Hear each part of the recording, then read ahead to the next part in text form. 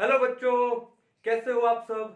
तो आज हम लोग केमिकल बॉन्डिंग का सबसे इंपॉर्टेंट टॉपिक जो कि है बैक बॉन्डिंग वो पढ़ने जा रहे हैं। अब देखो, सिर्फ बैक बॉन्डिंग टॉपिक पढ़ने से ही नहीं होगा। उस टॉपिक में यानी बैक बॉन्डिंग की जो एप्लीकेशन है, चाहे वो ऑर्गेनिक केमिस्ट्री में हो चाहे वो इनऑर्गेनिक केमिस्ट्री में हो, वो आना बहुत जरूरी है। कि भी बैक बॉन्डिंग है, उससे बॉन्ड एंगल पे क्या इफेक्ट पड़ेगा, बॉन्ड लेंथ पे क्या इफेक्ट पड़ेगा।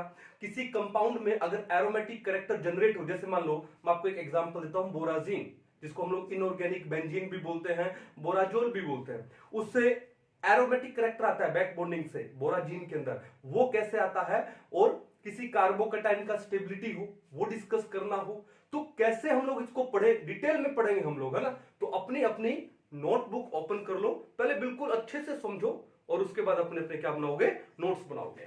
तो टॉपिक का नाम क्या है हमारा, बैक बॉन्डिंग। ठीक है, देखो जब भी कहीं पर भी आपने बैक बॉन्डिंग का टॉपिक सुना होगा तो एक एग्जांपल आपने गारंटीड सुना होगा, और वो एग्जांपल कौन सा है, BF3।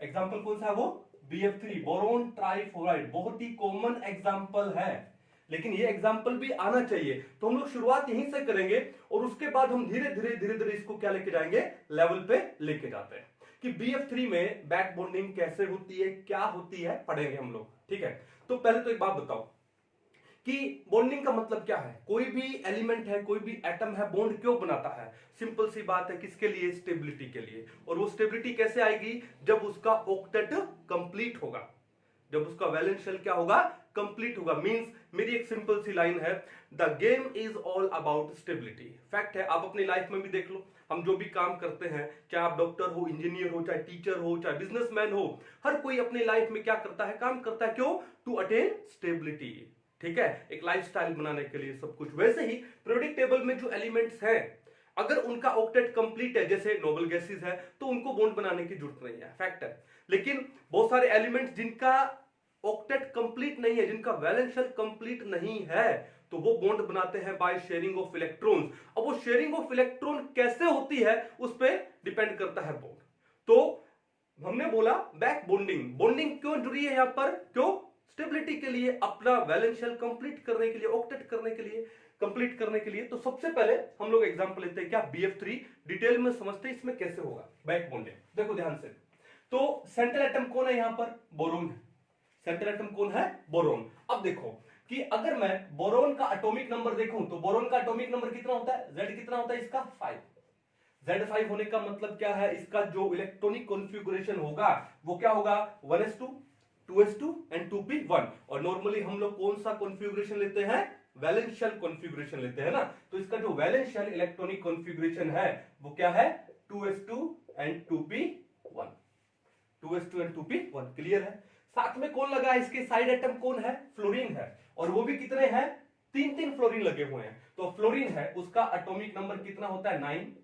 ठीक है, इलेक्ट्रॉनिक कॉन्फ़िगरेशन क्या होगा, 1s2, ये तो इनर शेल का हो गया।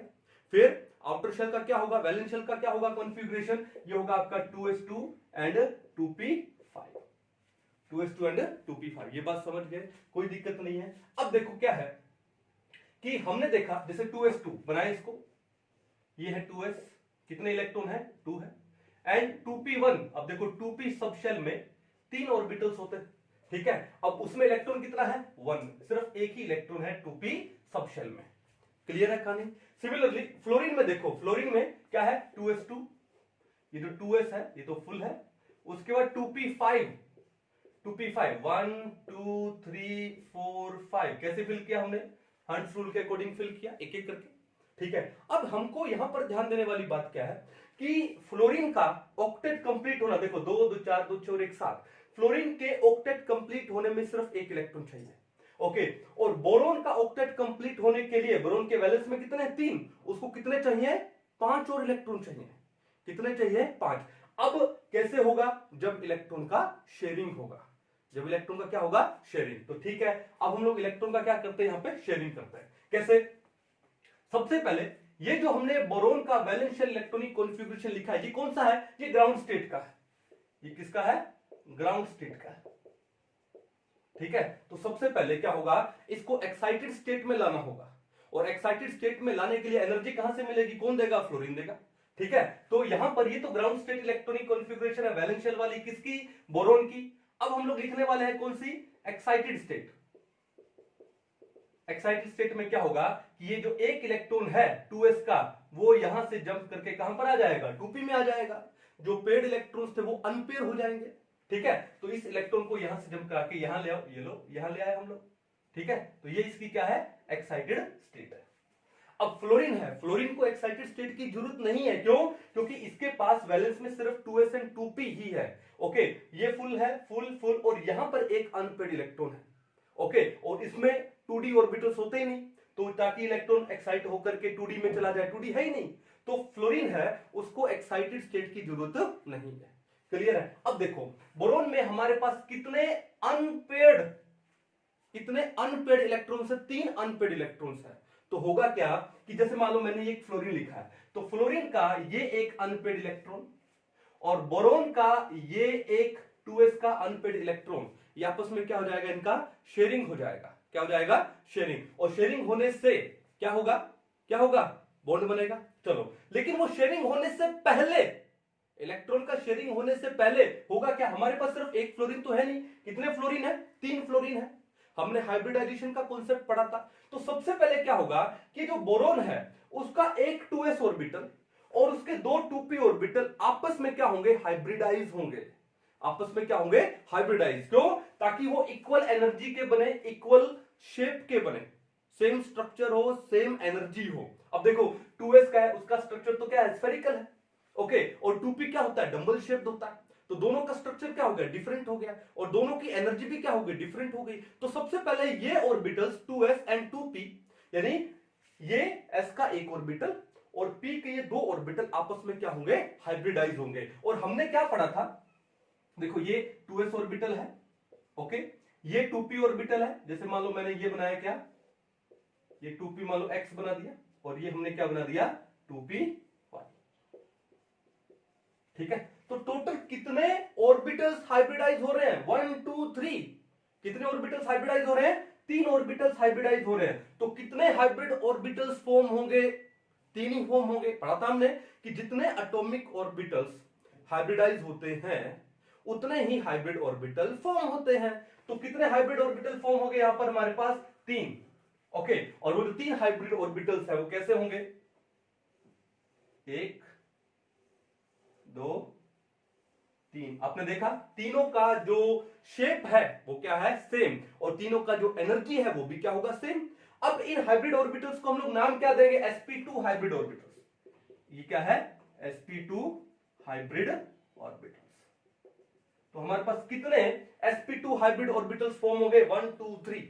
तो सबसे पहले काम तो ये होगा, ठीक है, हाइब्रिडाइजेशन होगा। उसके बाद देखो कितने हाइब्रिड ऑर्बिटल्स है, 3। अब ये जो 3 sp2 हाइब्रिड ऑर्बिटल्स है, ये अपने आप को स्पेस में ऐसे अरेंज करेंगे ताकि इनके बीच में डिस्टेंस हो ज्यादा। डिस्टेंस ज्यादा क्यों हो, ताकि रिपल्शन क्या हो जाए, कम हो जाए। और वो कैसी प्रोबेबिलिटी हो सकती है, जैसे देखो ध्यान से, एक हाइब्रिड ऑर्बिटल ये, ओके, दूसरा हाइब्रिड ऑर्बिटल ये, ओके, और तीसरा हाइब्रिड ऑर्बिटल कौन सा हो जाएगा, ये। अब इन्होंने अपने आप को स्पेस में अरेंज कर लिया और इनके बीच में जो बॉन्ड एंगल आया है, देखो ये जो बॉन्ड एंगल आया है वो कितना आया है, 120 डिग्री। बॉन्ड एंगल कितना है, 120 डिग्री। ये बात समझ आ गई। तो BF3 में बॉन्ड एंगल कितना होता है, 120 डिग्री होता है। sp2 हाइब्रिडाइजेशन है यहाँ पे, क्लियर। अब देखो उसके बाद आता है फ्लोरीन।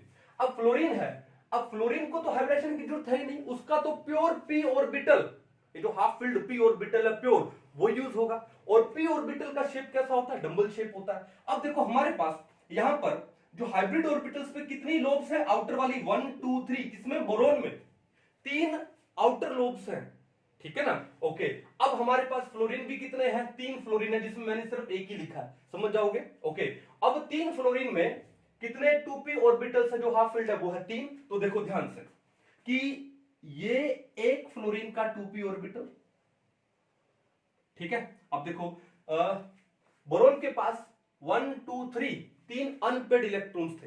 अब जो 3 अनपेड इलेक्ट्रॉन्स बोरोन के कहां जाएंगे, बड़ी लोब में आते हैं, हाइब्रिड लोब में। एक तो ये, 2 और ये 3। क्लियर है? ये 3 मैंने बोरोन के लिखे। कौन से हैं? 1 2 3। अब हमारे पास फ्लोरीन कितने हैं? 3। अब एक फ्लोरीन के पास एक अनपेड इलेक्ट्रॉन है, तो इस फ्लोरीन का ये अनपेड इलेक्ट्रॉन ये था। अब देखो यहां पर क्या हो गई है? ओवरलैपिंग हो गई, और ओवरलैपिंग से कौन सा बॉन्ड फॉर्म होता है? यहां पे सिग्मा बॉन्ड फॉर्म हुआ। तो सिंपल सी बात है, हमने ओवरलैपिंग का कॉन्सेप्ट भी पढ़ा था, ओवरलैपिंग थ्योरी, जो कि हाइब्रिडेशन थ्योरी से पहले की है। ठीक है? बॉन्ड किससे फॉर्म होता है? ओवरलैपिंग से। कितने टाइप के बॉन्ड पढ़े थे हमने? 3 टाइप के bond, sigma bond, pi bond and delta bond, जिसमें जो मेजरली हम लोग डिस्कस करते हैं वो 2 टाइप के डिस्कस करते हैं। कौन सा? Sigma and pi. अब जो सिग्मा बॉन्ड है, जो सिग्मा बॉन्ड है वो कैसे फॉर्म होता है बताओ? सिग्मा फॉर्म होता है डायरेक्ट ओवरलैपिंग से। कौन से? डायरेक्ट ओवरलैपिंग से। और वो डायरेक्ट ओवरलैपिंग किस किस की होगी? s और s ऑर्बिटल की। जब 2 s ऑर्बिटल्स आपस में ओवरलैप करेंगे तो गारंटेड सिग्मा बॉन्ड ही बनेगा। ठीक है? उसके बाद और किससे हो सकता है? s और p से हो सकता है। और किससे हो सकता है? p और p से। p और p से, और p और p से कौन सा? कोएक्सियल। कौन सा? कोएक्सियल। ठीक है ना? चलो, डायरेक्ट ओवरलैपिंग। अब देखो यहां पर देखो कि ये कौन सा ऑर्बिटल है फ्लोरीन का? ये फ्लोरीन का प्योर p ऑर्बिटल, और वो भी कौन सा? 2p orbital.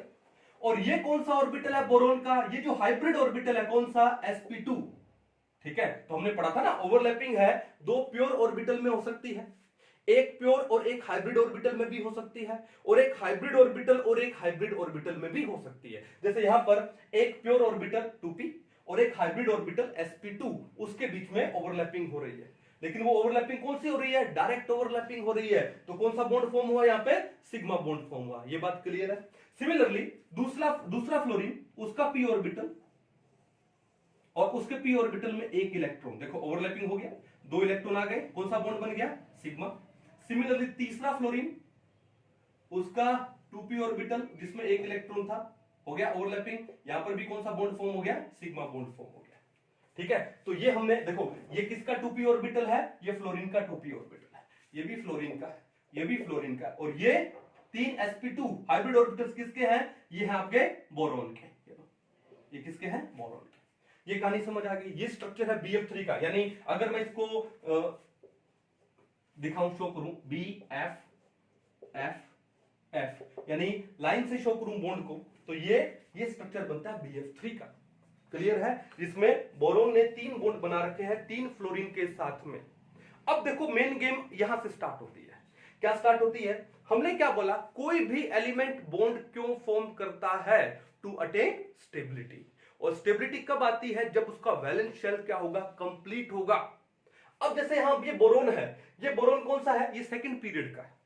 कौन से पीरियड का है? सेकंड पीरियड का। यानी इसमें सिर्फ 2s एंड 2p है, तो यानी इसका यहां पर वैलेंस शेल कंप्लीट होने का मतलब क्या है? ऑक्टेट कंप्लीट होना। लेकिन यहां पर इसने बॉन्ड कितने बनाए? 1 2 3, और एक सिंगल बॉन्ड में हमको पता है 2 इलेक्ट्रॉन होते हैं, तो 3 बॉन्ड में कितने इलेक्ट्रॉन हुए? 6 इलेक्ट्रॉन हुए। तो यहां पे ये जो बोरोन है, इसके सिर्फ 6 इलेक्ट्रॉन हुए हैं बॉन्ड बनाने के बाद। ठीक है? इसका मतलब ऑक्टेट तो नहीं हुआ, ऑक्टेट से कम हुए हैं, तो इसको हम लोग क्या बोलते हैं? इसको हम लोग बोलते हैं क्या? हाइपोवैलेंट। हाइपोवैलेंट स्पीसीज। हाइपोवैलेंट समझ गए ना? कि जहां पर वैलेंसी कंप्लीट नहीं है, यानी ऑक्टेट कंप्लीट नहीं है, 8 से कम इलेक्ट्रॉन हो, उसको हम लोग क्या बोलते हैं? हाइपोवैलेंट स्पीसीज बोलते हैं। और जहां पर 8 से ज्यादा इलेक्ट्रॉन हो जाए बॉन्ड फॉर्मेशन के बाद, उसको हम लोग हाइपरवैलेंट स्पीसीज बोलते हैं। ये बात क्लियर है? तो सिर्फ 6 इलेक्ट्रॉन है, तो अब होगा क्या कि अब ये अपना ऑक्टेट कंप्लीट करना चाहेगा। लेकिन ऑक्टेट कंप्लीट करे कैसे? तो देखो ध्यान से, यहां पे ये फ्लोरीन आपने देखा, अब फ्लोरीन है, फ्लोरीन के पास एक अनपेड इलेक्ट्रॉन था 2p में, जो कि उसने शेयर कर लिया बोरोन के sp2 हाइब्रिड ऑर्बिटल के साथ। ठीक है? तो क्या हो गया? 2 इलेक्ट्रॉन आ गए इस ओवरलैपिंग में, तो इसका फ्लोरीन का ऑक्टेट क्या हो गया? कंप्लीट हो गया। लेकिन फ्लोरीन के पास लोन पेयर कितने बचे? 1 2 3। एक बॉन्ड बनाने के बाद फ्लोरीन के पास 1 2 3 3 लोन पेयर बचे। कितने में? 3 लोन पेयर। अब देखो ये लोन पेयर किसमें है? 2s में है एंड 2p में। अब 2s तो है वो न्यूक्लियस के थोड़ा क्लोज है, और 2p उससे थोड़ा सा बाहर है, तो बाहर वाला कौन सा हुआ? 2p। तो मैं आपको एक लोन पेयर शो कर रहा हूं, out of these 3 lone pairs मैं एक लोन पेयर शो कर रहा हूं, किसमें? 2p ऑर्बिटल में। फ्लोरीन के 2p ऑर्बिटल में मैंने एक लोन पेयर शो कर दिया। अब देखो यहां पे ये 2p क्या है, फील्ड है। ये 2p क्या है, फील्ड है, क्योंकि इसके अंदर 2 इलेक्ट्रॉन है। ये बात समझ आ गई। दूसरी बात, अब देखो ये जो बोरोन है, बोरोन में एक 2s ऑर्बिटल और 2 2p ऑर्बिटल्स ये हाइब्रिडाइज हुए, लेकिन एक 2p ऑर्बिटल तो क्या रह गया, वेकेंट रह गया ना। एक 2p ऑर्बिटल क्या रह गया, वेकेंट। तो ये जो बोरोन का जो 2p ऑर्बिटल है ये क्या है, वेकेंट है। तो इसको लिख दूं मैं 2p क्या, वेकेंट, या फिर मैं इसको क्या लिख दूं, एम्प्टी, एक ही बात है। अब यहां पर एक चीज ये हो सकती है कि देखो कि जो फ्लोरीन है ये अपना लोन पेयर इस बोरोन को क्या कर सकता है, डोनेट कर सकता है। बोरोन को क्या कर सकता है, डोनेट कर सकता है। तो क्या होगा, आपको दिख रहा है बैक बॉन्डिंग हो रहा है, इसको हम लोग क्या बोलते हैं, बैक बॉन्डिंग। तो कौन सा बॉन्ड फॉर्म होगा यहां पे, ये बॉन्ड कौन सा था, सिग्मा। लेकिन जैसे ही इस फ्लोरीन ने अपना लोन पेयर इस बोरोन के एम्प्टी या वेकेंट 2p ऑर्बिटल में दिया, तो कौन सा बॉन्ड फॉर्म होगा यहां पे, पाई। तो इसको हम लोग क्या बोलते हैं, पाई बैक बॉन्डिंग। तो आप इसको बैक बॉन्डिंग बोलो या फिर इसको बोलो क्या, पाई बैक बॉन्डिंग, एक ही बात है भाई। तो पहली बात तो फिट हो गई माइंड में कि बैक बॉन्डिंग से कौन सा बॉन्ड बनेगा, पाई बॉन्ड बनने वाला है, सिग्मा बॉन्ड नहीं बनता है। ओके चलो ये बात क्लियर है। तो इससे हुआ क्या, इससे ये हुआ कि अब इस बोरोन को बी, ये मैं इस बॉन्ड को लिख दूं क्या, डबल बॉन्ड लिख दूं, ठीक है। अब डबल बॉन्ड लिखने से इस फ्लोरीन के ऊपर आ गया पॉजिटिव और बोरोन के ऊपर क्या आ गया, नेगेटिव, और 2 फ्लोरीन ये रहे, 2 फ्लोरीन ये रहे। अब देखो बोरोन के कितने बॉन्ड बने, 1 2 3 4, 4 बॉन्ड का मतलब कितने हुए, 8 इलेक्ट्रॉन्स। नाउ इस बोरोन का ऑक्टेट क्या हो गया, कंप्लीट हो गया, और ऑक्टेट कंप्लीट होने से क्या आ गई, उसमें स्टेबिलिटी आ गई। क्लियर है। दूसरी बात, कोई जरूरी थोड़ी है कि यही फ्लोरीन अपना लोन पेयर इसको दे, ये भी तो फ्लोरीन है, इसके पास भी 3 लोन पेयर है, and out of 3 lone pairs एक लोन पेयर बोरोन को दे सकता है। सिमिलरली ये फ्लोरीन है, ये भी अपना एक लोन पेयर बोरोन को दे सकता है। तो हमारे पास कितना, एक स्ट्रक्चर और बनाता हूं, देखो ये स्ट्रक्चर बन जाएगा कि अगर ये लोन पेयर आ रहा है तो क्या हो जाएगा, देखो B double bond F, positive charge आ गया, फिर एफ, ये हो गया एफ और बोरोन पे नेगेटिव, ये भी हो सकता है, ठीक है। यानी रेजोनेटिंग टाइप स्ट्रक्चर हो गया।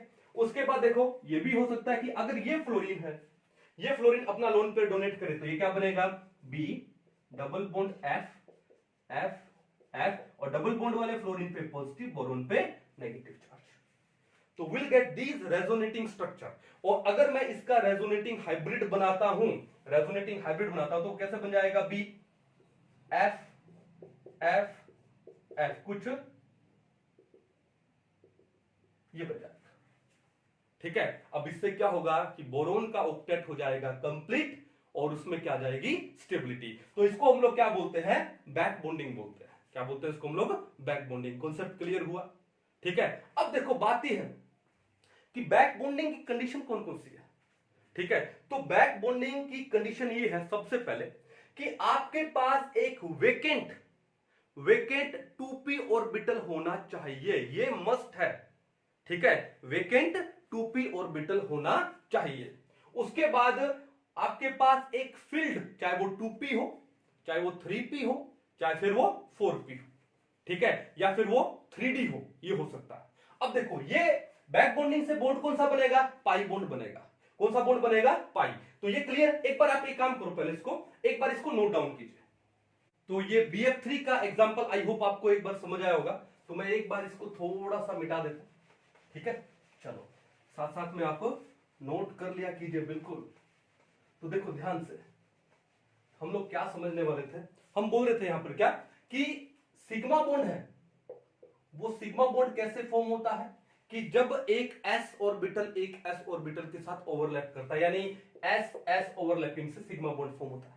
और उसके बाद एक s ऑर्बिटल और एक p ऑर्बिटल के ओवरलैपिंग से भी सिग्मा बॉन्ड फॉर्म होता है। और उसके बाद pp ओवरलैपिंग, लेकिन वो pp ओवरलैपिंग कौन सी होनी चाहिए, कोएक्सियल होनी चाहिए, pp कोएक्सियल, ठीक है। ये ओवरलैपिंग से भी क्या बॉन्ड फॉर्म होता है, सिग्मा बॉन्ड फॉर्म होता है। क्लियर है। चलो लेकिन पाई बॉन्ड कैसे फॉर्म होता है, पाई बॉन्ड फॉर्म होगा किससे, pp से। लेकिन वो pp कौन सा, कोलेटरल साइडवेज ओवरलैपिंग, pp कौन सा, कोलेटरल यानी साइडवेज ओवरलैपिंग। जैसे यहां पर देखो आपने कि ये जो ओवरलैपिंग हुई है P और P की, वो कौन सी हुई है, साइडवेज ओवरलैपिंग हुई है, तो उससे कौन सा बॉन्ड फॉर्म हुआ, पाई बॉन्ड फॉर्म हुआ।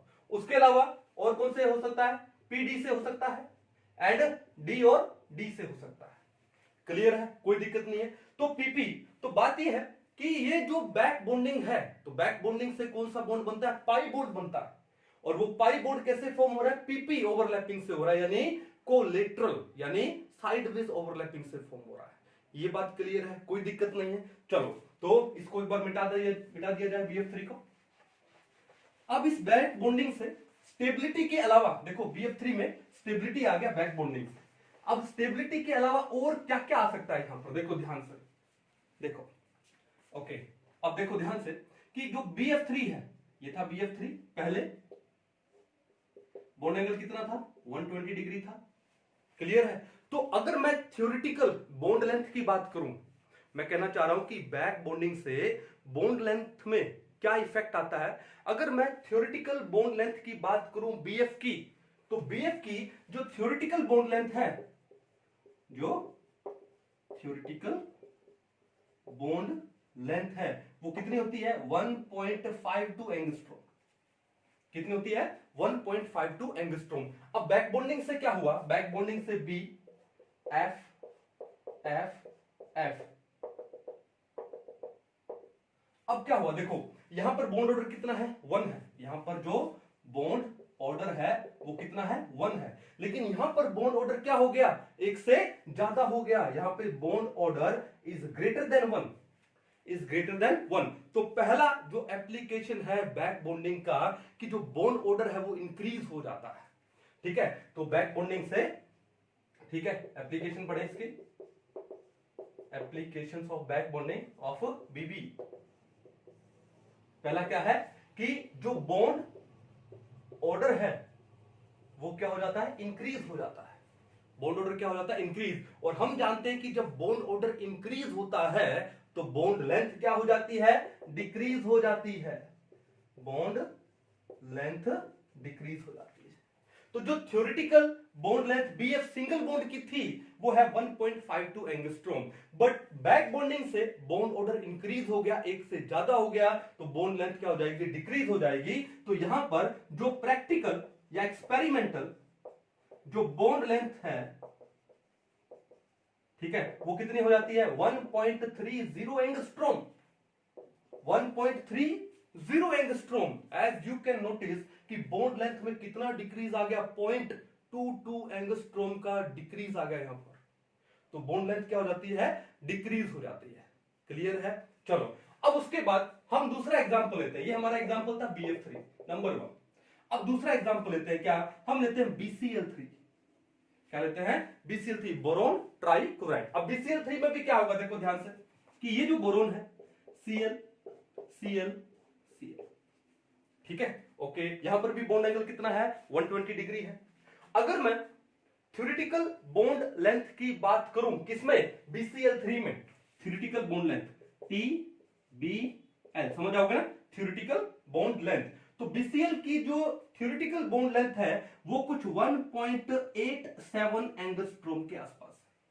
कितनी है, 1.87 एंगस्ट्रॉम। अब हमको ये पता है कि BCl3 में भी बोरोन के पास क्या है, बोरोन के पास वेकेंट 2p क्या है, वेकेंट है, ठीक है। और क्लोरीन के पास क्या है, यहां पर क्लोरीन के पास, अब बताओ, तो क्लोरीन के पास यहां क्या होगा, 3p होगा, और वो 3p कौन सा होगा, फील्ड होगा। 3p कौन सा होगा, फील्ड होगा। BF3 में बोरोन के पास 2p वेकेंट था, 2p वेकेंट था, और 2p क्या था, फील्ड था। लेकिन BCl3 में क्या है, 2p तो वेकेंट है और 3p क्या है हमारे पास, फील्ड है। अब होगा क्या, बैक बॉन्डिंग यहां भी होगी, लेकिन एक बात ध्यान से रखिए भैया, ध्यान से क्या है कि जब हम लोग पाई बॉन्ड फॉर्म करते हैं तो पाई बॉन्ड कैसे फॉर्म होता है, साइडवेज ओवरलैपिंग से फॉर्म होता है, कोलेटरल ओवरलैपिंग से फॉर्म होता है। ओके, अब जब ओवरलैपिंग हो, अगर आपके जो ऑर्बिटल्स है जो कि ओवरलैप होने जा रहे हैं, अगर उनका स्ट्रक्चर और उनका साइज अगर सेम हो तो ओवरलैपिंग अच्छी होती है। जैसे एग्जांपल देखो, जैसे ये 2p ऑर्बिटल है और ये भी 2p ऑर्बिटल, ये भी 2p है और ये भी 2p है। जब हम इनका, अब देखो 2p साइज क्या है, सेम है, स्ट्रक्चर तो वैसे ही सेम है, तो जब इनका ओवरलैपिंग होगा तो ओवरलैपिंग क्या होगा, अच्छा होगा, तो उससे जो पाई बॉन्ड बनेगा उस पाई बॉन्ड का स्ट्रेंथ क्या होगा, ज्यादा होगा। चलो तो अब देखो यहां पर कि हमारे पास है एक 2p और एक क्या है 3p, और हमको पता है कि जो 3p ऑर्बिटल है उसका साइज 2p से क्या होता है, बड़ा होता है, साइज क्या होता है 2p से बड़ा। अब देखो, अब यहां पे जो ओवरलैपिंग होगी इनकी वो इतनी अच्छी नहीं होगी जितनी 2p और 2p की ओवरलैपिंग हो रही है, ठीक है ना, क्लियर है। उसी के बाद सेम देखो कि मान लो आपके पास एक ये 2p ऑर्बिटल है और आपके पास एक ये 4p ऑर्बिटल है, मान लो ये कौन सा ऑर्बिटल है, 4p ऑर्बिटल। देखा कि 4p ऑर्बिटल का साइज 2p ऑर्बिटल के कंपैरेटिवली बहुत बड़ा होता है। अब यहां की जो ओवरलैपिंग है वो और भी क्या होगी, पुअर होगी। तो मुझे बताओ कि जो पीपी ओवरलैपिंग से, कोलेटरल ओवरलैपिंग से जो पाई बॉन्ड बनेगा वो किसमें बेस्ट बनेगा, 2p और 2p की ओवरलैपिंग से। यानी कहने का मतलब कि जो 2p पाई जो बॉन्ड बनेगा उस बॉन्ड का strength is greater then 2p pi 3p pi, 2p pi 3p pi, clear है। और 2p पाई 3p पाई का स्ट्रेंथ इज ग्रेटर देन क्या हो जाएगा, 2p पाई 4p पाई। ये कहानी समझ आ गई। जैसे BF3 में क्या हो रहा था, 2p पाई 2p पाई 2p पाई 2p पाई बॉन्ड बन रहा था, जिसका बॉन्ड स्ट्रेंथ क्या होगा, ज्यादा होगा, ठीक है। लेकिन BCl3 में आते हैं तो 2p वेकेंट है, 3p फिल्ड है, तो यहां पे जो पाई बॉन्ड बनेगा बैक बॉन्डिंग से वो कौन सा बनने वाला है, वो बनने वाला है 2p पाई 3p पाई, जिसका बॉन्ड स्ट्रेंथ, जिसकी ओवरलैपिंग 2p पाई से क्या होती है, थोड़ी वीक होती है, थोड़ी क्या होती है, वीक, क्लियर है। अब देखो अगर ये पाई बॉन्ड 2p पाई 3p पाई ओवरलैपिंग वीक होगी तो होगा क्या कि जो बॉन्ड लेंथ है उसमें जो डिक्रीज आना चाहिए उतना नहीं आ पाएगा। जैसे मैंने क्या बोला कि BCl3 में जो थ्योरेटिकल बॉन्ड लेंथ है 1.87 एंगस्ट्रोम होता है, ठीक है, लेकिन जब BCl3 में बैक बॉन्डिंग होगा, ठीक है, तो बैक बॉन्डिंग से जो प्रैक्टिकल या एक्सपेरिमेंटल बॉन्ड लेंथ आएगी वो आएगी 1.75 एंगस्ट्रोम। तो कितना डिक्रीज हुआ, 0.08 एंगस्ट्रोम का। देखो BF3 में डिक्रीज कितना हो रहा था, 1.52 से 1.30, यानी 0.22 एंगस्ट्रोम बॉन्ड लेंथ कम हो गई। बॉन्ड लेंथ कम होने का मतलब बॉन्ड स्ट्रॉन्ग हो गया, ठीक है। लेकिन BCl3 में बॉन्ड लेंथ पहले कितनी थी, 1.87 एंगस्ट्रोम, और उसके बाद बैक बॉन्डिंग के बाद जो बॉन्ड लेंथ आई, practical bond length, experimental bond length, वो कितनी है, 1.75 एंगस्ट्रोम। तो डिक्रीमेंट ऑफ बॉन्ड लेंथ बहुत कम है एज कंपेयर टू BF3, जिससे क्या होगा, बॉन्ड उतना स्ट्रॉन्ग नहीं बनेगा। इससे क्या कंक्लूजन निकलता है कि BF3 में बैक बॉन्डिंग है वो BCl3 के कंपैरेटिवली क्या होती है, बहुत स्ट्रॉन्ग होती है, ठीक है। और उसका मेन रीजन क्या है, क्योंकि BF3 में 2p पाई बॉन्ड फॉर्म हो रहा है और 2p और 2p का साइज सेम होता है, एनर्जी सेम है, तो उनके अंदर जो कोलेटरल ओवरलैपिंग होगी वो क्या होगी, शानदार होगी। लेकिन यहां पर BCl3 में 2p पाई और 3p पाई, 2p पाई और 3p पाई ओवरलैपिंग हो रही है। अब 2p और 3p का साइज में थोड़ा डिफरेंस है, एनर्जी में डिफरेंस है, तो उनकी जो ओवरलैपिंग है वो उतनी अच्छी नहीं हो पाएगी जितनी BF3 में हो रही है। कहानी समझ आ गई। अब अगर BCl3 के बाद मैं बात करूं किसकी, BR3 की बात करूं, मिटा दूं इसको, BCl3 के बाद अगर मैं बात करूं किसकी, BBr3 की, तो BBr3 में हो क्या रहा है, वहां पर 2p पाई एंड 4p पाई, कैसे देखो, BR3, ओके, ये लो, चलो ये डायरेक्ट बना दे, डायरेक्ट ही बना देते हैं, ये लो B, ओके, ये लो BR। अब बोरोन का कौन सा ऑर्बिटल वेकेंट है, 2p, 2p क्या है, बोरोन का वेकेंट है। लेकिन ब्रोमीन का कौन सा ऑर्बिटल है, कौन सा है, 4p, और ये क्या है, फिल्ड है। समझ रहे हो, साइज में डिफरेंस देख रहे हो। अब साइज में डिफरेंस होने से जो साइडवेज ओवरलैपिंग होगी, ओवरलैपिंग का एक्सटेंट होगा वो क्या हो जाएगा, कम हो जाएगा। और एक्सटेंट कम होने से बॉन्ड उतना स्ट्रॉन्ग नहीं बनेगा। तो यहां क्या हो रहा है, 2p पाई 4p पाई हो रहा है, जो कि क्या होता है, वीक होता है। क्लियर है? तो देखो ध्यान से, दोबारा से मैं बोल देता हूं कि जो 2p पाई बैक बॉन्डिंग है, it is much stronger then 2p pi 3p pi, which is stronger then 2p pi 4p पाई। अब मैं Bi3 की तो बात ही नहीं कर रहा हूं, क्योंकि Bi3 में आयोडीन है और आयोडीन में होता है 5p ऑर्बिटल, और 5p ऑर्बिटल का साइज तो और भी ज्यादा हो जाएगा, तो वहां पे जो ओवरलैपिंग का एक्सटेंट तो नियर अबाउट नेग्लिजिबल हो जाएगा, तो उसकी तो हम लोग बात ही नहीं कर रहे हैं। बैक बॉन्डिंग बहुत ही वीक हो जाएगी, है ही नहीं, शायद लगभग खत्म है। ठीक है, तो ये बैक बॉन्डिंग का हमने क्या देखा, स्ट्रेंथ देखा। क्लियर है?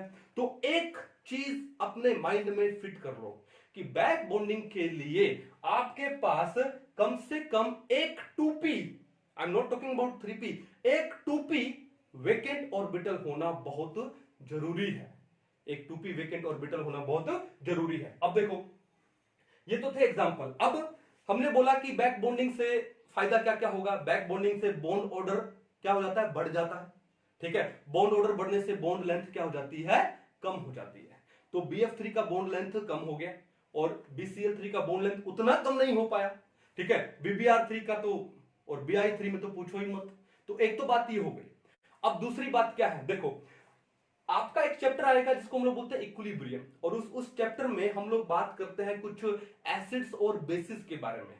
ठीक है, कुछ टाइप के एसिड जैसे Arrhenius acid, Bronsted Lowry acid, जैसे Lewis acid. Similarly Arrhenius base, Bronsted Lowry base and Lewis base की बात करते हैं। ठीक है, और उनमें अगर मैं लुईस एसिड और बेस के बारे में बात करूं तो पहले मैं आपको ब्रीफ में बता देता हूं कि ये जो लुईस एसिड और लुईस बेस है वो क्या होते हैं। ठीक है, चलो, तो लुईस एसिड्स क्या होते हैं कि जिनके पास इलेक्ट्रॉन कम है, मींस इलेक्ट्रॉन डेफिशिएंट स्पीसीज। किसकी बात कर रहा हूं मैं यहां पे, लुईस एसिड्स की बात कर रहा हूं। लुईस एसिड क्या होते हैं, these are the electron deficient species. ठीक है, अब वो न्यूट्रल भी हो सकते हैं और वो क्या, आयोनिक भी हो सकते हैं। ठीक है, अब इलेक्ट्रॉन डेफिशिएंट स्पीसीज होंगे तो क्या करेंगे, इलेक्ट्रॉन को एक्सेप्ट करेंगे। ठीक है, मींस लोन पेयर को एक्सेप्ट करेंगे। किसको एक्सेप्ट करेंगे, लोन पेयर। तो मैं इसको लिख देता हूं क्या, lone pair acceptor. Lewis acids क्या होते हैं, लोन पेयर एक्सेप्टर होते हैं, because they are electron deficient. Okay, similarly Lewis base क्या होगा, लुईस बेस क्या होंगे, तो लुईस बेस उसका अपोजिट कर दो। जो इलेक्ट्रॉन रिच स्पीसीज होंगे या जो लोन पेयर डोनेटर होंगे, और कंडीशन ये है कि कम से कम एक लोन पेयर होना चाहिए, ऑक्टेट तो कंप्लीट होना ही होना चाहिए। ठीक है, एक लोन पेयर भी होना चाहिए। ठीक है, तो ये क्या हो जाएगा, इलेक्ट्रॉन रिच स्पीसीज हो जाएगा, या फिर इसको हम लोग क्या बोलेंगे, lone pair donator. Lone pair क्या हो जाएगा, डोनेटर। ये बात क्लियर है? अब देखो ध्यान से, BF3 का एग्जांपल ले रहे थे हम लोग यहां पर। किसका एग्जांपल ले रहे थे, BF3 का। तो BF3 में हमने क्या नोटिस किया, देखो यहां पर हमने नोटिस किया कि BF3 में बोरोन का एक 2p ऑर्बिटल क्या है, वेकेंट है। बॉन्ड बनाए हैं, बॉन्ड कितने बनाए, 3, और बॉन्ड बनाने के बाद भी ऑक्टेट कंप्लीट नहीं हुआ। ठीक है, ओके, कितने इलेक्ट्रॉन चाहिए, 2 इलेक्ट्रॉन का मतलब क्या हुआ, एक लोन पेयर। तो बोरोन का एक 2p ऑर्बिटल वेकेंट है, it can accept a lone pair. तो BF3 में ये जो बोरोन है वो एक लोन पेयर को एक्सेप्ट कर सकता है, और जो लोन पेयर को एक्सेप्ट करते हैं उनको हम लोग क्या बोलते हैं, लुईस एसिड। तो BF3 में BFF, इसके पास ये जो 2p है वो क्या है, वेकेंट है। तो BF3 में बोल दूं कि जो बोरोन है it acts as a Lewis acid. ये किसका काम करता है, लुईस एसिड का। किसकी बात कर रहा हूं मैं, बोरोन की बात कर रहा हूं।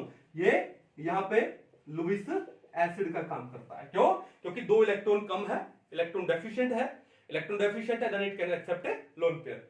अब इस बोरोन के साथ में क्या लगा है, फ्लोरीन लगा।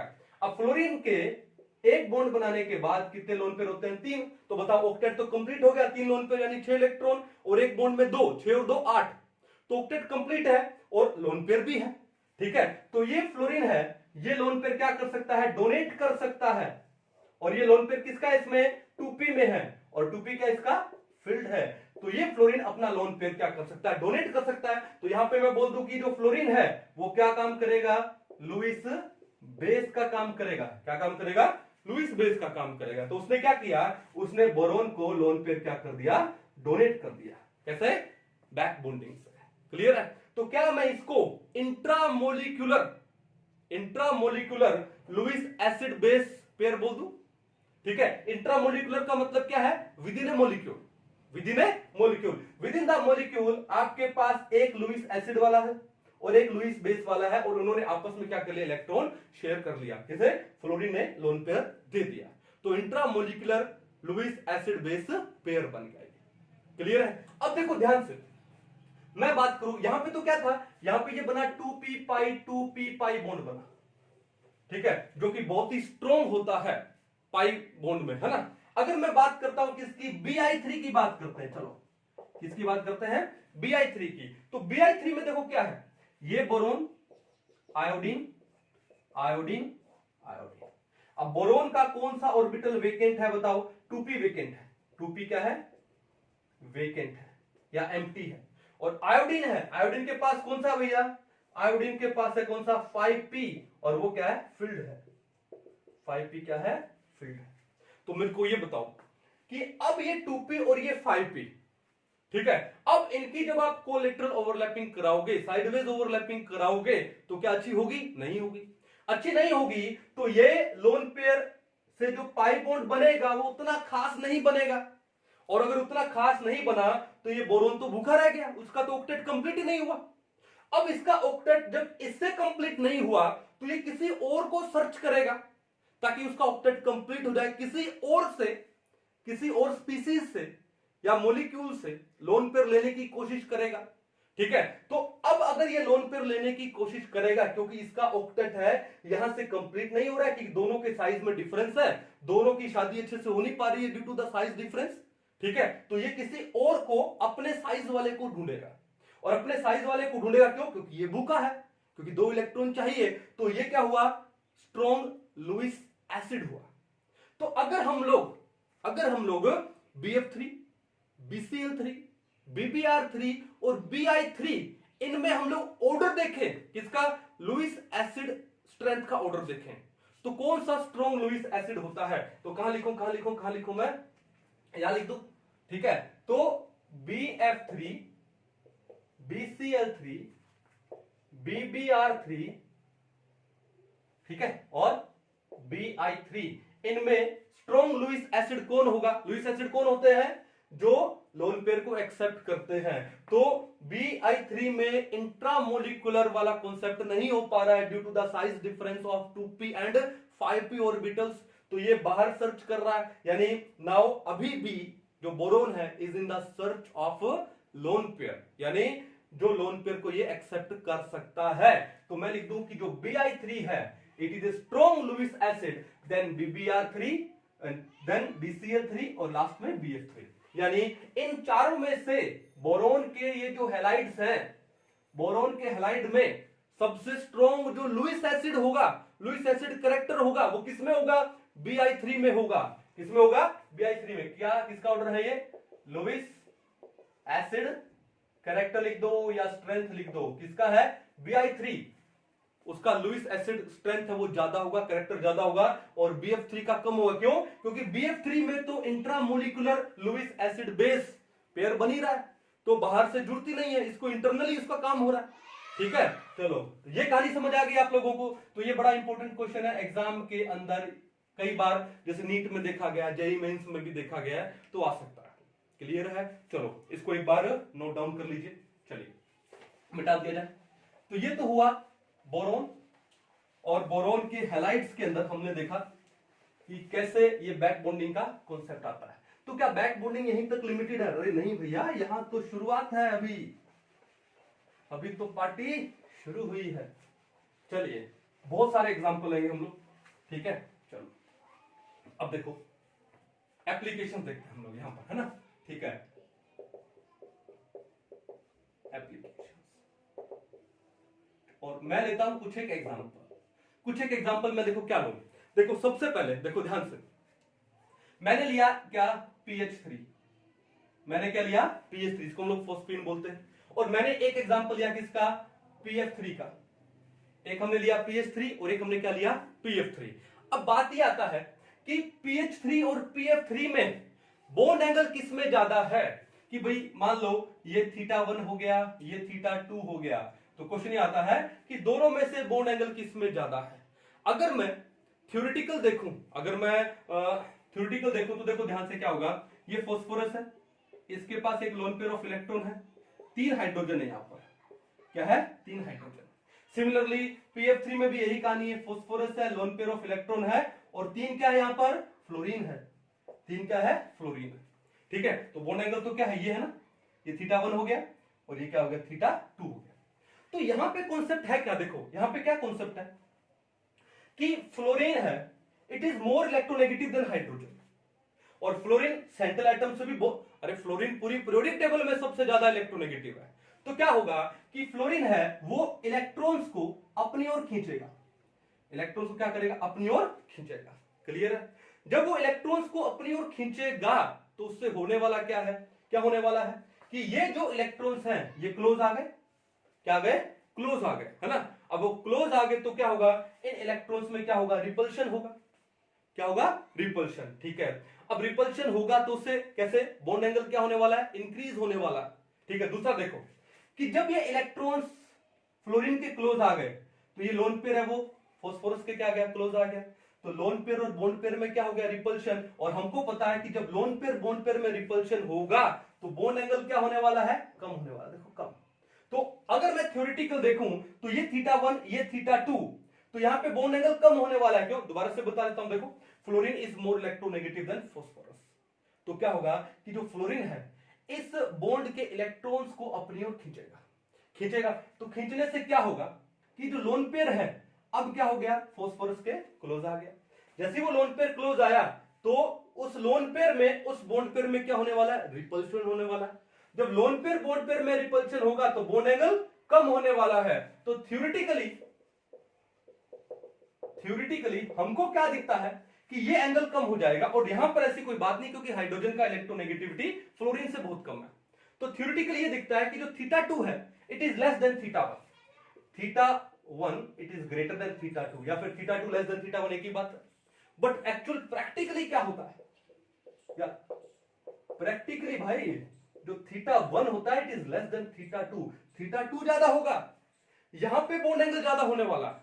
अब क्वेश्चन उठता कि सर ऐसे कैसे हुआ, सर ऐसे इसलिए हुआ, देखो ध्यान से कि यहां पर देखो फ्लोरीन है, अब फ्लोरीन ने एक बॉन्ड बनाया और बॉन्ड बनाने के बाद कितने लोन पेयर है, 3 लोन पेयर, और लोन पेयर किसको लेंगे, पहले 2p ऑर्बिटल को लूंगा, तो मैं लिख दूं यहां पे कि फ्लोरीन है उसके पास 2p है, वो फील्ड है, 2p क्या है, 2p ऑर्बिटल क्या है, फील्ड। ठीक है, अब आते हैं फास्फोरस पे कि सर फास्फोरस का तो ऑक्टेट पूरा हो रहा है सर, लेकिन फास्फोरस कौन से पीरियड का है, थर्ड पीरियड का है, और थर्ड पीरियड का होने का मतलब अब 3D भी आ गया, क्या आ गया, 3D। भाई फास्फोरस के 1 2 3 बॉन्ड हुए, क्लियर है, और एक लोन पेयर हुआ, क्लियर है, तो 4 हो गए, 4 इलेक्ट्रॉन पेयर हो गए, तो 2s का 1 ऑर्बिटल, 2p के 3 ऑर्बिटल, तो 4 ऑर्बिटल तो यूज हो गए। ठीक है, आपके हिसाब से सर इसका तो ऑक्टेट कंप्लीट हो गया, अरे फास्फोरस थर्ड पीरियड का है, और थर्ड पीरियड है तो 3s और 3p के बाद, सॉरी 3s और 3p के 4 ऑर्बिटल के बाद 3d ऑर्बिटल पे तो है, कौन सा ऑर्बिटल है, 3d ऑर्बिटल। अब 3d जो ऑर्बिटल है फास्फोरस का कितने हैं, टोटल 5, वो तो क्या है, वेकेंट है, वो क्या है, वेकेंट। अब देखो ध्यान से जब वो वेकेंट है तो क्या होगा, जैसे मान लो मैंने 3d का एक ऑर्बिटल बना दिया, ये लो बना दिया, ठीक है, तो वो वेकेंट है, तो क्या होगा कि अब ये फ्लोरीन है अपना लोन पेयर इस फास्फोरस के वेकेंट 3D में, 3D वेकेंट में, VACNT वेकेंट में क्या है, दे सकते हैं, दे सकता है ना।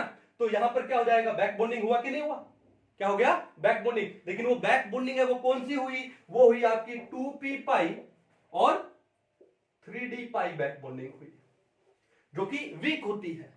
2p पाई 3p पाई 3d पाई क्या हुआ, बैक बॉन्डिंग हुआ, जो कि क्या होती है, वीक होती है।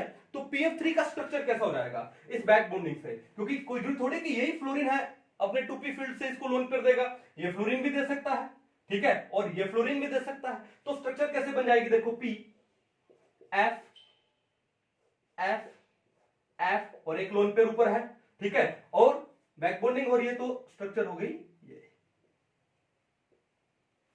क्लियर है कहानी? ठीक है। अब जब ये स्ट्रक्चर हो गई, और एक लोन पेयर में दिखा दूं इसके, अब ये स्ट्रक्चर होने से अब देखो पहले बॉन्ड कौन सा था? सिंगल था। पहले बॉन्ड कौन सा था? सिंगल।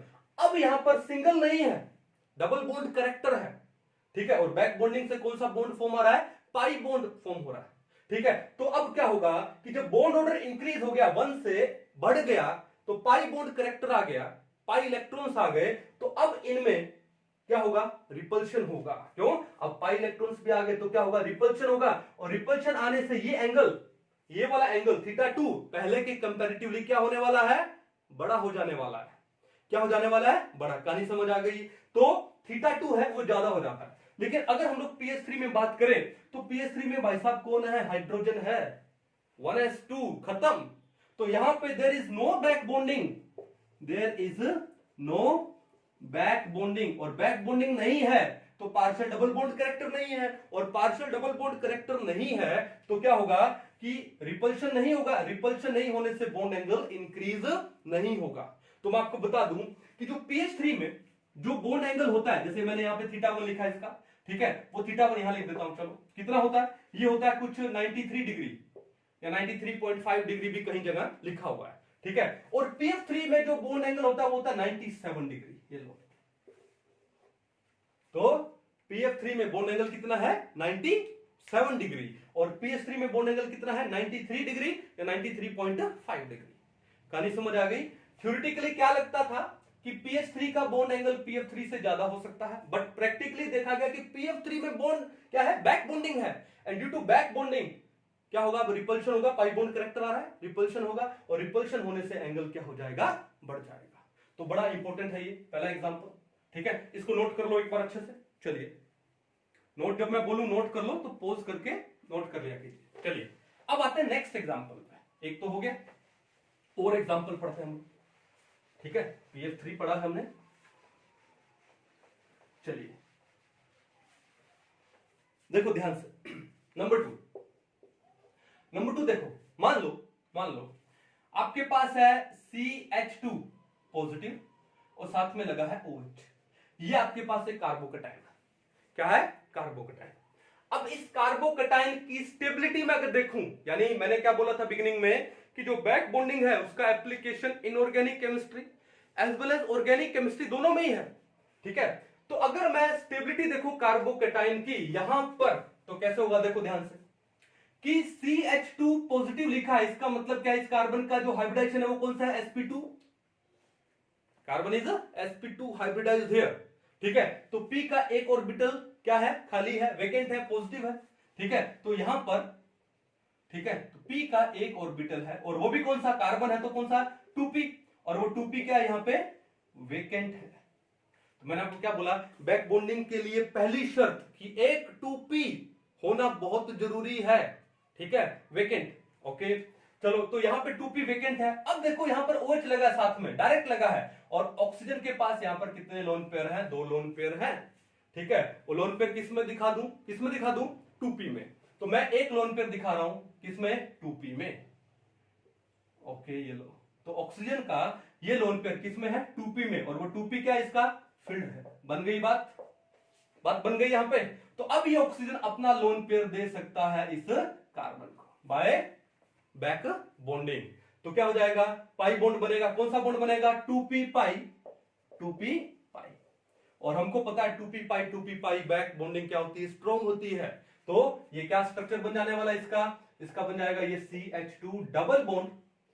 क्या हो जाएगा? देखो ऑक्सीजन अपना लोन पेयर इसको दिया तो यहां डबल बॉन्ड बना, OH ऑक्सीजन पे क्या आ गया?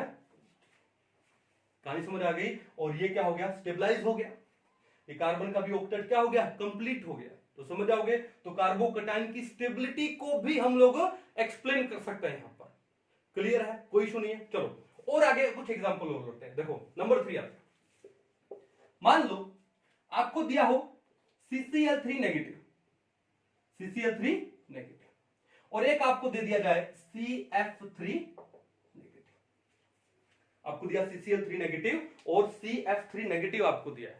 फिर आपसे पूछा गया है कि इन दोनों के अंदर अगर मैं स्टेबिलिटी की बात करूं, किसकी बात करूं मैं? स्टेबिलिटी, कौन ज्यादा स्टेबल है?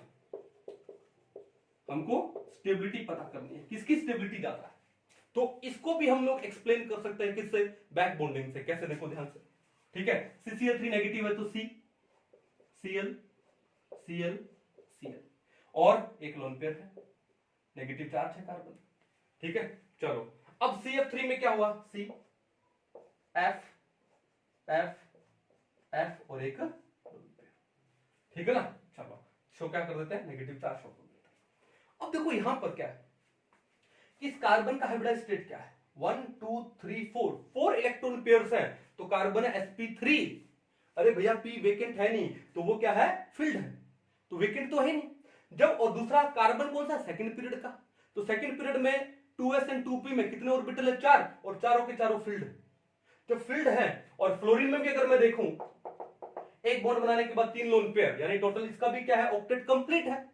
तो यहां पर भी क्या है, 2p फील्ड है, यहां भी 2p फील्ड, यहां भी 2p फील्ड, और बैक बॉन्डिंग के लिए मैंने क्या बोला कि एक 2p वेकेंट होना चाहिए। अब यहां पर 2p वेकेंट है ही नहीं, ठीक है। इसका भी 2p क्या है, फील्ड है, इसका भी 2p क्या है, फील्ड है। तो यहां पर there will be no BB, no back bonding, back bonding होगी नहीं यहां पे।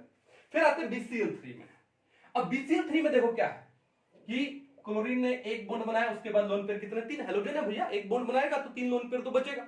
चलो अब यहां पे ये जो कार्बन है, अब कार्बन के पास 1 2 3 और एक ये लोन पेयर, 4 इलेक्ट्रॉन पेयर है, और कार्बन सेकंड पीरियड का 2s एंड 2p ऑर्बिटल्स है, तो वो चारों के चारों फील्ड है, ठीक है। तो इसका मतलब क्या है कि यहां पर अगर मैं बोलूं कि 2p फील्ड है, यहां मैं क्या बोल दूं, 2p फील्ड है। चलो ओके, अब यहां पर क्लोरीन में देखूं, अगर मैं एक लोन पेयर एक बार दिखा रहा हूं, ठीक है, तो वो लोन पेयर किस में आ गया, 3p में आ गया, वो 3p फील्ड है, 3p क्या है, फील्ड है, और यहां पे ये 2p क्या है, फील्ड है। क्लियर है। तो आप कहोगे कि सर यहां पे ये 2p फील्ड है, ये 3p फील्ड है, तो दोनों ही फील्ड है, तो यहां पे तो बैक बॉन्डिंग होगी नहीं।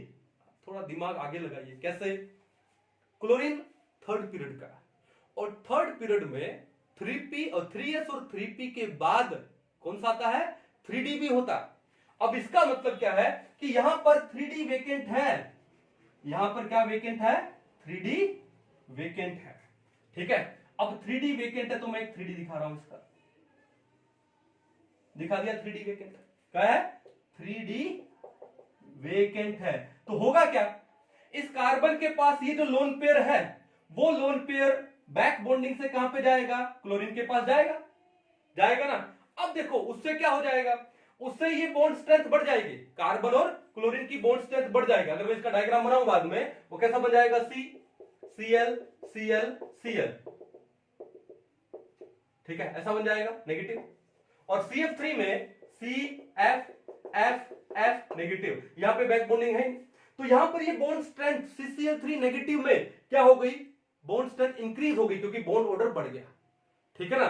तो इस कार्बन के नेगेटिव को इन्होंने, किसने, क्लोरीन ने स्टेबलाइज कर दिया। देखो फ्लोरीन में, चलो एक कॉन्सेप्ट और देता हूं, ऑर्गेनिक की बात करें तो एक और देता हूं। अब देखो यहां पर कि ये कार्बेनाइन है, एक्चुअली दोनों के दोनों क्या है, कार्बेनाइन है, और कार्बेनाइन को स्टेबलाइज कौन करता है, -I ग्रुप वाला एलिमेंट, ठीक है, -I इफेक्ट वाला ग्रुप, ठीक है, या एलिमेंट। अब देखो यहां पे फ्लोरीन है, उसका इलेक्ट्रोनेगेटिविटी ज्यादा है, तो फ्लोरीन है इलेक्ट्रॉन खींचेगा। जब वो इलेक्ट्रॉन खींचेगा तो क्या होगा कि ये नेगेटिव क्या हो जाएगा, थोड़ा सा इन फ्लोरीन्स के पास जाएगा, तो कार्बन स्टेबलाइज हो जाएगा। अब यहां पर ये जो क्लोरीन है, ये भी इलेक्ट्रोनेगेटिव है, ये भी क्या दिखाएगा, -I दिखाएगा, फ्लोरीन भी -I दिखा रहे थे, ठीक है। तो क्या होगा, क्लोरीन भी इस कार्बन से इलेक्ट्रॉन खींचेगा due to the -I effect, तो क्या होगा, नेगेटिव थोड़ा कम हो जाएगा और ये कार्बेनाइन स्टेबलाइज हो जाएगा। तो दोनों में अगर मैं इंडक्टिव इफेक्ट देखूं, -I इफेक्ट देखूं, इलेक्ट्रॉन विड्रॉइंग इफेक्ट देखूं, तो दोनों में इंडक्टिव इफेक्ट तो है, बट बात यह है कि क्लोरीन यहां पर -I से तो खींच ही रहा है, लेकिन क्लोरीन यहां पर बैक बॉन्डिंग से भी खींच रहा है, क्लोरीन यहां पर बैक बॉन्डिंग से भी खींच रहा है, अपने 3d वेकेंट ऑर्बिटल्स में भी क्या ले रहा है, इलेक्ट्रॉन ले रहा है। तो यहां पर पहला तो क्या है, -I इफेक्ट तो है ही है, दूसरा यहां पर बैक बॉन्डिंग भी है, तो बैक बॉन्डिंग है तो क्या होगा कि यहां पर दो दो इफेक्ट हो गए, और जबकि CF3 में सिर्फ क्या है, -I इफेक्ट है, किसका, फ्लोरीन का। तो अब बताओ यहां पर तो दो दो इफेक्ट हो गए, तो इसका मतलब क्या हो गया, CCl3 negative is more stable than CF3 negative. Reason क्या है, बैक बॉन्डिंग, क्योंकि माइनस आई इफेक्ट तो दोनों में ही है। समझ गए, इंपॉर्टेंट एग्जांपल था। चलो इसको भी नोट डाउन कर लो। अब चलते हैं नंबर 4 पे, और एग्जांपल लेते हैं। देखो एग्जांपल की लाइन लगा देंगे हम लोग, हम कॉन्सेप्ट अच्छे से माइंड में फिट हो जाए ताकि। देखो नंबर कितना था, नंबर 4 ले लो। अब देखो मान लो आपके पास कोई एग्जांपल लेता हूं, जैसे आपके पास CH2 है, ठीक है। अब CH2 मैंने क्या ले लिया, यहां पे नेगेटिव ले लिया, और साथ में क्या ले लिया, F ले लिया। क्या ले लिया, F। और मैंने एक ले लिया क्या, CH2 नेगेटिव, और साथ में क्या ले लिया, Cl। अब कोई आपसे पूछे कि इन दोनों में से, भाई ये भी कार्बेनाइन हो गए, इन दोनों में से ज्यादा स्टेबल कौन सा है, तो कॉन्सेप्ट आपके सामने है, तो देखो ध्यान से, ठीक है। अब देखो ये कार्बेनाइन है, अब फ्लोरीन का यहां पे कौन सा इफेक्ट है, माइनस आई। यहां पर भी क्लोरीन का कौन सा इफेक्ट है, माइनस आई। तो माइनस आई इफेक्ट तो दोनों का ही है, तो माइनस आई से फ्लोरीन भी खींचेगा और क्लोरीन भी खींचेगा, तो जो नेगेटिव चार्ज है वो थोड़ा सा क्या हो जाएगा, स्टेबलाइज हो जाएगा, तो स्टेबिलिटी इंक्रीज होगी। बट यहां पर देखो क्या है कि फ्लोरीन है, फ्लोरीन उसका 2p क्या है, फील्ड है, 2p क्या है, फील्ड। और यहां पर ये जो कार्बन है उसका ये भी 2p, ये भी क्या है, फील्ड। तो दोनों के 2p क्या है, फील्ड है, तो there is no possibility of back bonding, back donation का पॉसिबिलिटी है ही नहीं। तो यहां पर मैं क्या लिख दूं कि नो बैक बॉन्डिंग। लेकिन अगर मैं इसमें आ जाऊं, इस एग्जांपल में आ जाऊं, तो इंडक्टिव इफेक्ट से तो क्लोरीन खींच रहा है, जैसे यहां पे खींच रहा था। दूसरा, अब ये लोन पेयर किसमें है, 2p, तो ये 2p क्या हो गया, फील्ड हो गया, 2p क्या हो गया, फील्ड हो गया। लेकिन क्लोरीन है, क्लोरीन के पास क्या है, 3d वेकेंट है, क्या है, 3d वेकेंट है, VACANT। तो इस कार्बन के 2p फील्ड से इस क्लोरीन के 3d वेकेंट में इलेक्ट्रॉन आएंगे, किससे आएंगे, बैक बॉन्डिंग से। तो क्लोरीन है, माइनस आई इफेक्ट से भी इलेक्ट्रॉन खींच रहा है और बैक बॉन्डिंग से भी इलेक्ट्रॉन खींच रहा है। तो अब इन दोनों में ज्यादा स्टेबल कौन सा हो गया, ये ज्यादा स्टेबल। अगर मैं किसकी बात कर रहा हूं, स्टेबिलिटी की बात कर रहा हूं, तो CH2 negative F, CH2 negative Cl में कौन सा कार्बेनाइन ज्यादा स्टेबल है, CH2 नेगेटिव Cl ज्यादा स्टेबल है। रीजन क्या है, बैक बॉन्डिंग। यहां पे तो बैक बॉन्डिंग है ही नहीं। कहानी समझ गए, कोई इशू नहीं है। चलो इसको भी नोट डाउन करो। चलिए अब नेक्स्ट एग्जांपल पे चलते हैं, 4 हो गए, और पढ़ते हैं। क्या पढ़ते हैं कि बैक बॉन्डिंग से एरोमेटिक कैरेक्टर भी आता है क्या, बिल्कुल आता है। देखो आने वाले चैप्टर्स में जब हम लोग इनऑर्गेनिक और पढ़ेंगे, आने वाले चैप्टर्स में आपके पास एक कंपाउंड आएगा जिसको हम लोग क्या बोलते हैं, इनऑर्गेनिक बेंजीन। क्या बोलते हैं, इनऑर्गेनिक बेंजीन। भाई बेंजीन ऑर्गेनिक होती है, और ये इनऑर्गेनिक बेंजीन, इसका एक नाम और भी है, इसको हम लोग क्या बोलते हैं, बोराजीन। क्या बोलते हैं इसको, बोराजीन। एक नाम और भी है, इसको बोलते हैं बोराजोल। ठीक है। अभी इनऑर्गेनिक बेंजीन है क्या, फॉर्मूला क्या है इसका, B3N3H6, या शॉर्ट में मैं लिख दूं इसको क्या, BnH2 का थ्राइस। एक ही बात होगी। ठीक है। अब ये डायग्राम कैसे बनता है, देखो ध्यान से, कि हमको क्या करना है, एक boron, then nitrogen, boron, nitrogen, boron, nitrogen बना दिया, और सबके पास एक एक हाइड्रोजन लगा दो। ये लो, एक, सबके पास हमने एक एक हाइड्रोजन लगा दिया। चलो अब एक एक बॉन्ड दिखा दो सबके। बोरोन है, 3 बॉन्ड बना सकता है, बना लिए 3 बॉन्ड, बना लिए। अब बोरोन ने 3 बॉन्ड तो बना लिए, उसके पास, बोरोन के पास कोई लोन पेयर नहीं है, लेकिन नाइट्रोजन 3 बॉन्ड बनाने के बाद उसके पास क्या होता है, एक लोन पेयर होता है। उसके पास क्या होता है, एक लोन पेयर होता है। क्लियर है। अब देखो क्या है कि बोरोन 1 2 3 यानी sp2 हाइब्रिडाइजेशन है, तो इसका मतलब इसका एक 2p, इसका एक 2p ऑर्बिटल क्या है, वेकेंट है। इसका एक 2p ऑर्बिटल क्या है, वेकेंट है। और नाइट्रोजन है 1 2 3 4 sp3 हाइब्रिडाइजेशन है, तो यहां पर इसके पास एक लोन पेयर है, वो भी किसमें है, 2p में। यानी इसका 2p क्या है, फिल्ड है। भैया 2p वेकेंट है और एक 2p फिल्ड है, फिर अब किस बात की देरी। तो ये नाइट्रोजन है, ये बैक बॉन्डिंग से अपना लोन पेयर दे देगा किसके, बोरोन के वेकेंट 2p ऑर्बिटल्स में। ठीक है, तो हो जाएगी बैक बॉन्डिंग। ठीक है, अब बैक बॉन्डिंग से कौन सा बॉन्ड बनता है, पाई बॉन्ड बनता है। क्या बनता है, पाई बॉन्ड। तो यहां पर ये क्या होने वाला, देखो क्या हो जाएगा, ये बी एच, दोबारा से दिखा दो, N B N B N, ये ठीक है। उसके बाद सबके पास एक एक एच दिखा दो, H H H H H. Nitrogen के पास एक एक लोन पेयर था, एक इसके पास है, एक यहाँ है, एक यहाँ। देखा, तो यहां पर बैक बॉन्डिंग से और कौन सा पाई बॉन्ड फॉर्म हो रहा है, कौन सा हो रहा है, 2p पाई 2p पाई, जो कि क्या होता है, स्ट्रॉन्ग होता है। तो ये लो हो गया फॉर्म। यहां पर इस नाइट्रोजन ने अपना लोन पेयर दे दिया इसको, और इस नाइट्रोजन ने अपना लोन पेयर दे दिया किसको, इसको। तो देखा आपने, double single double single double single, conjugation आ गया। दूसरा, कितने पाई इलेक्ट्रॉन्स हुए, 2 2 4 2 6 पाई इलेक्ट्रॉन्स है, जो कि हक्कल का रूल 4n+2 पाई इलेक्ट्रॉन्स वाले कॉन्सेप्ट को क्या कर रहा है, फुलफिल कर रहा है। जो चीज आप ऑर्गेनिक में आगे पढ़ोगे कि हक्कल रूल क्या होता है। तो ये जो इनऑर्गेनिक बेंजीन बन गया, बेंजीन में क्या होता है, बेंजीन में ये 6 कॉर्नर क्या होते हैं, कार्बन होते हैं, और उनके अंदर alternate double single double single double single bonding होती है। ठीक है, 6 पाई इलेक्ट्रॉन्स होते हैं। लेकिन यहां पर कार्बन की जगह कौन है, बोरोन है, नाइट्रोजन है, boron nitrogen boron nitrogen, alternate boron nitrogen, और double single double single double single bonding है। 4n+2 पाई इलेक्ट्रॉन्स वाली कंडीशन कंप्लीट हो रही है। तो इसके अंदर क्या आ गई, एरोमेटिसिटी।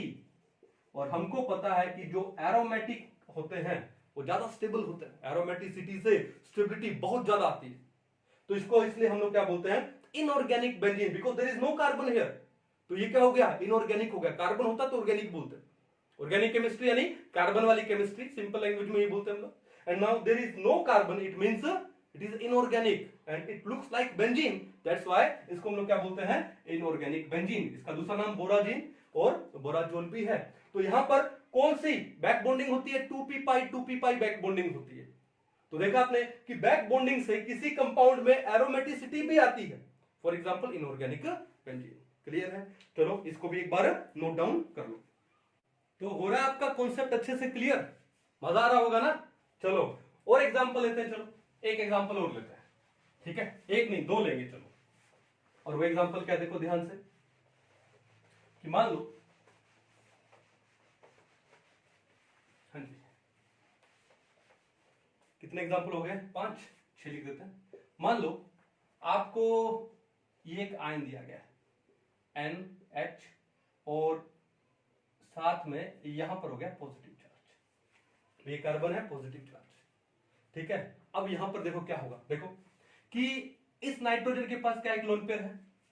लोन पेयर होने का मतलब क्या है, इसका जो 2p है, इसका जो 2p है वो क्या है, फील्ड है।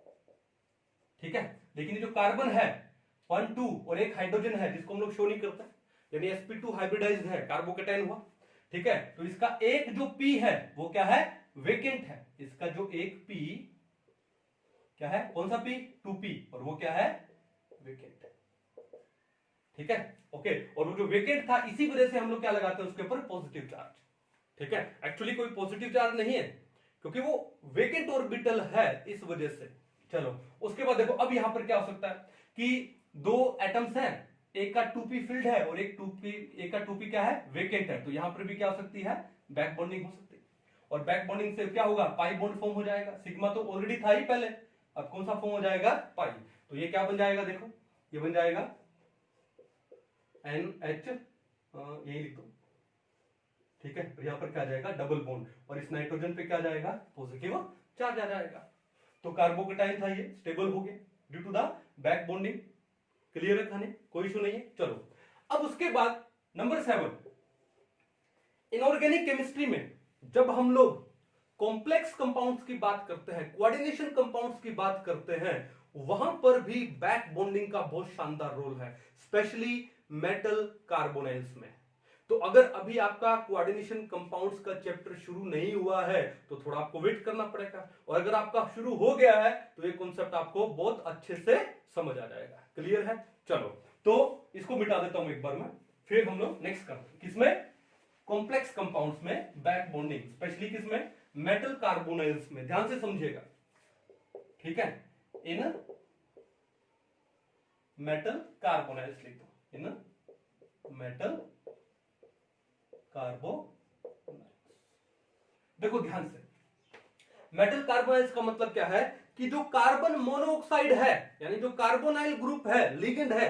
लिगेंड क्या होता है, जो लोन पेयर डोनेट करते हैं, ठीक है, जो लोन पेयर डोनेट करते हैं उनको हम लोग क्या बोलते हैं, लुईस बेस। तो मैं बोल दूं कि जो लिगेंड है वो आपका लुईस बेस ही है, लेकिन ये लोन पेयर डोनेट कर रहा है किसको, सेंट्रल मेटल एटम को या फिर आयन को।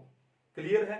चलो तो यहां पर लुईस बेस को हम लोग क्या बोल देंगे, लिगेंड बोल देंगे। और जो मेटल है उस लिगेंड से जो लोन पेयर एक्सेप्ट कर रही है, यानी लोन पेयर एक्सेप्टर हो गया, मैं बोल दूं वो लुईस एसिड हो गई, एक ही बात है। क्लियर है? तो घबराने की जरूरत नहीं है, वो लुईस एसिड लुईस बेस वाली वही बात है। चलो तो हमारे पास मान लो कोई भी मेटल है, मैंने एम लिख दिया, ठीक है। अब कौन सी मेटल लेते हैं, स्पेशली हम लोग लेते हैं डी ब्लॉक वाली मेटल्स। अब डी ब्लॉक वाली मेटल्स हैं क्योंकि कॉम्प्लेक्स कंपाउंड स्पेशली वही बनाती है, ठीक है। तो उनके अंदर वेकेंट क्या होगा, 3d ऑर्बिटल्स वेकेंट होंगे, फैक्ट है। 3d हुआ, 4d हुआ, 5d हुआ, तो उनमें मैं 3d सीरीज को ले रहा हूं, ठीक है। चलो अब ये मेटल है, उसके 3d ऑर्बिटल्स क्या है, वेकेंट है। कुछ वेकेंट है, कुछ फुलफिल्ड है। मैं ये नहीं कह रहा हूं कि सारे के सारे वेकेंट है, कुछ वेकेंट है, कुछ फुलफिल्ड है। क्लियर है? अब देखो साथ में कौन लग गया, कार्बन मोनोऑक्साइड। अब कार्बन मोनोऑक्साइड में क्या होता है, देखो ध्यान से, ये कार्बन है, ये ऑक्सीजन है। जब आप इसका लुईस डॉट स्ट्रक्चर पढ़ोगे, और अगर आपने अभी तक लुईस डॉट स्ट्रक्चर नहीं पढ़ा है तो आप जाइए, ठीक है, केमिस्ट्री वाला teacher, okay, Lewis dot structure, उसके अंदर पहले अच्छे से पढ़िए, बॉन्डिंग समझिए, उसके बाद ये आपको अच्छे से समझ आएगा। होता क्या, देखो फिर भी मैं एक बार ब्रीफ में बता देता हूं कि कार्बन है, उसके वैलेंस में कितने इलेक्ट्रॉन है, 4 हैं, 2s2 2p2। और ऑक्सीजन के वैलेंस में कितने इलेक्ट्रॉन है, 6 हैं, 2s2 2p4, 1 2 3 4 5 6, ठीक है। अब इनको बॉन्ड बनाने हैं तो क्या किया, बॉन्ड क्यों बनाने हैं, इसको भी ऑक्टेट पूरा करना है, इसको भी ऑक्टेट पूरा करना है, दोनों सेकंड पीरियड के, ठीक है। तो इन्होंने ये इलेक्ट्रॉन्स तो शेयर कर लिए, ठीक है। अब ये शेयर करने से क्या होगा, 1 2 3 4 5 6 7 8, इस ऑक्सीजन का ऑक्टेट हो गया पूरा। लेकिन इस कार्बन के 1 2 3 4 5 6, इसका तो ऑक्टेट पूरा हुआ ही नहीं, इसका तो ऑक्टेट पूरा हुआ ही नहीं। तो क्या हुआ कि इसका कौन सा वेकेंट रह गया, 2p। ये 2p क्या है, इसका वेकेंट है। और यहां पे इस ऑक्सीजन के ये 2p मैं एक शो कर रहा हूं, ये 2p क्या है, फिल्ड है। तो कुछ कहानी समझ आ रही है, इंट्रामोलिक्यूलर हो रहा है ना। 2p वेकेंट है और 2p क्या है, फिल्ड है। तो ये ऑक्सीजन है, अपना लोन पेयर इसको डोनेट कर देता है, और लोन पे डोनेट करेगा तो कौन सा बॉन्ड फॉर्म होगा, पाई बॉन्ड फॉर्म होगा ना यहाँ पे, ठीक है। तो अब इनमें यहाँ पे कौन सा बॉन्ड आ जाएगा, ट्रिपल बॉन्ड आ जाएगा। कौन सा बॉन्ड हो गया, ट्रिपल बॉन्ड। कार्बन के पास एक लोन पेयर है, अब ऑक्सीजन के पास सिर्फ एक ही लोन पेयर बचा, इसके ऊपर पॉजिटिव चार्ज, कार्बन के ऊपर नेगेटिव चार्ज। तो बॉन्ड ऑर्डर सीयू का कितना है, 1 2 3। कार्बन मोनोऑक्साइड का बॉन्ड ऑर्डर कितना होता है, 3 होता है। अब मॉलिक्यूलर ऑर्बिटल थ्योरी में जब हम लोग बॉन्ड ऑर्डर निकालते हैं उसमें डिटेल में आपको समझ आ जाएगा। क्लियर है कहानी? अब देखो यहां पर है क्या, मैं एक बार ये नेगेटिव पॉजिटिव चार्ज नहीं दिखाता हूं, समझ गए होंगे, नेगेटिव पॉजिटिव का कॉन्सेप्ट तो समझ गए होंगे। यहां पर C ट्रिपल बॉन्ड O, ये कहानी है। क्लियर है? अब देखो यहां पर है क्या कि जो कार्बन है ये अपना लोन पेयर, अब ये कार्बन का लोन पेयर किसके पास है बताओ, 2p के पास है। ये लोन पेयर किसके पास है कार्बन का, इसके 2p ऑर्बिटल में, और ये 2p क्या है, इसका फील्ड है। 2p क्या है, फील्ड। कहानी समझ आ गई? और ये मेटल के ये मैंने ऑर्बिटल दिखाया वो कौन से हैं, 3d है। कौन से हैं, 3d। मैंने क्या बोला, कुछ जरूरी नहीं है कि ये सारे वेकेंट है। अब 3d में कुछ वेकेंट होंगे, कुछ फील्ड होंगे। क्लियर है? चलो अब ये कार्बन है, ये अपना लोन पेयर, देखो ध्यान से मैं लोन पेयर एक बार इधर दिखा रहा हूं और इस 2p को मैं एक बार ऐसे दिखा रहा हूं। ये कार्बन ने अपना लोन पेयर दे दिया किसको, मेटल को। कार्बन ने अपना लोन पेयर किसको दे दिया, मेटल को दे दिया। ठीक है, तो क्या ये बैक बॉन्डिंग है, नहीं सर, ये बैक बॉन्डिंग हुई नहीं अभी। क्यों? क्योंकि इसने अपना लोन पे, देखो बैक बॉन्डिंग के लिए कंडीशन क्या है ये और बता दूं मैं, एक बहुत जरूरी। मान लो कि आपके पास दो एलिमेंट है ए और बी, उनके बीच में कोई बॉन्ड नहीं है, उनके बीच में कोई भी बॉन्ड नहीं है, तो अगर एक एलिमेंट ने अपना लोन पेयर दूसरे को दे दिया तो इस बॉन्ड को हम लोग बोलते हैं कोऑर्डिनेट कोवलेंट बॉन्ड। क्या बोलते हैं इस बॉन्ड को हम लोग? कोऑर्डिनेट कोवलेंट बॉन्ड, या फिर इसका नाम क्या है? Dative bond. और डेटिव बॉन्ड कब बनता है?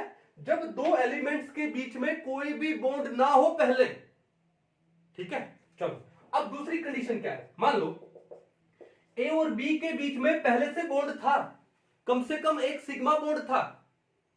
ठीक है, अब उसके बाद ए ने अपना लोन पेयर बी को डोनेट कर दिया। एक बॉन्ड था पहले, एक बॉन्ड पहले था, एक सिग्मा था। अब उसके बाद ए ने अपना लोन पेयर बी को डोनेट कर दिया, तो ये जो बॉन्ड बना है इस बॉन्ड को हम लोग क्या बोलते हैं? बैक बॉन्ड बोलते हैं। इसको हम लोग क्या बोलते हैं? Back bonding.